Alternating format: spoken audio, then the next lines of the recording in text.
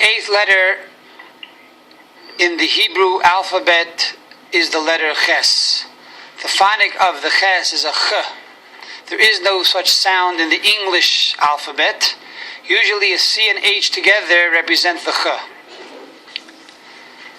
If you put a patach under the Ches, it's Cha. The vowel, the kamitz, would be a Cha.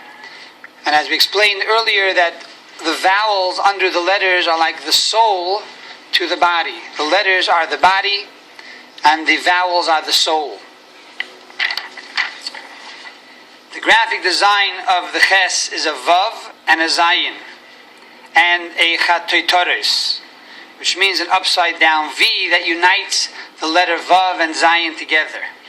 We explained earlier that the Vav represents the male, and the Zayin represents the female. And therefore the letter Ches coming together brings the male and the female under the marriage canopy for marriage, which is also the first meaning of the letter Ches is chuppah, which is the marriage canopy, or chasuna, which is marriage, or chasan, which is the groom, or tan.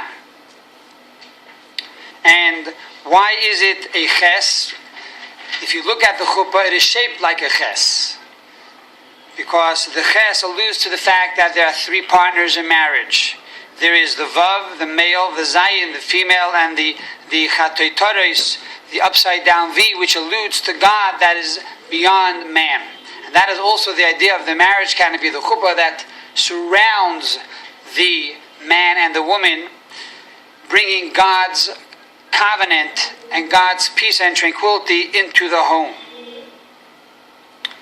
So another meaning for Ches is chitas alikim, the fear of God, or Mikoel Hashem Yechas Ashur, that from the voice of God, Assyria will be devastated. That's from Isaiah 30, verse 31. And then we have from Samuel, Ki Yechatu Merivav, may God shatter the enemies. So the word Ches can also mean destruction and devastation and fear. And in marriage, we know that a husband is not allowed to put fear on his wife. On the contrary, there has to be a mutual respect, as it said in the Code of Jewish Law, that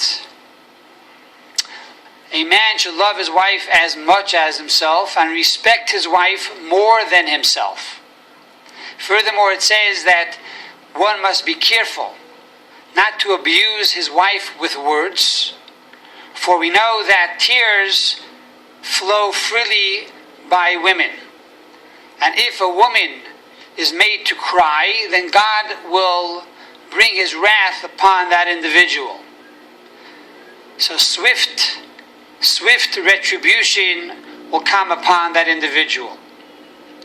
And therefore the rabbis would tell their students, respect your wives in order that you become rich, for the blessing of wealth in the home is in the merit of the woman. So this is the Ches. On one hand, it could be chasuna, it could be marriage, it could be joy and love. On the other hand, if you don't bring God into the marriage, and you only have man and woman without God, then the marriage will turn into devastation. The gematria of Ches is 8.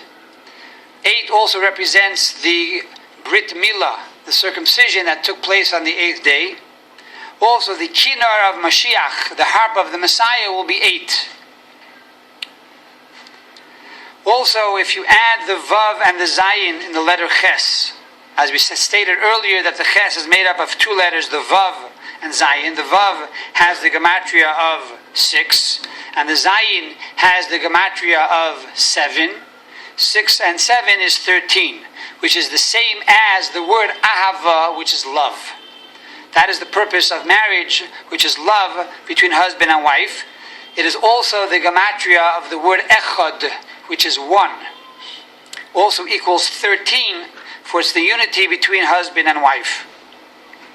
So what is the connection between marriage and the circumcision? What is the concept of the circumcision? That is called a bris. It's called a covenant. And marriage is also a covenant. What is a covenant? A covenant, the Alter Rebbe tells us, is when two people love each other. They say, let us make a covenant that we will always be together. Because there might come a time that perhaps we decide not to be together with each other. So this covenant will tie us together. That even though we will go through difficult times together, we will have the strength to endure one the other. And this will give us the ability to forever be one. And there's a covenant between a Jew and God and a Jew. Because we are married to God and God is married to us. God being the groom and we being the bride. So God tells us He will provide for us like the groom. He will give us sustenance and health and long life and parnasa, whatever we need.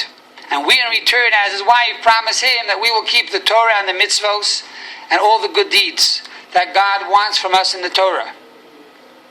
However, sometimes the husband cannot bring home a living. Sometimes God doesn't give us what we need. Yet we have a covenant with God. We say, even though God, you didn't perform properly, still no, we are going to keep your Torah and your mitzvos. And in the reverse, God has a covenant with us. That if we don't do the Torah and we don't do the mitzvos exactly the way we're supposed to, still no, God has a promise to us and a covenant to us to protect us and to bless us and to give us health and sustenance. So really a covenant is something that is beyond logic. It's beyond intellect. Intellect says break, yet the super-rational intellect says stay together. And God promises He will never forsake the Jewish people. This is a covenant. And this is the power of marriage. And this connection between God and the Jewish people will be realized when the Mashiach comes. When He will play the harp of 8 strings. Because 7 represents nature. There are 7 days to the week. There are 7 years to the sabbatical year. There are 7 sabbatical years to the Jubilee year. The Torah and creation are in cycles of 7. 8 transcends time and space. This represents the Messianic era. This represents the ultimate marriage between God and the Jewish people.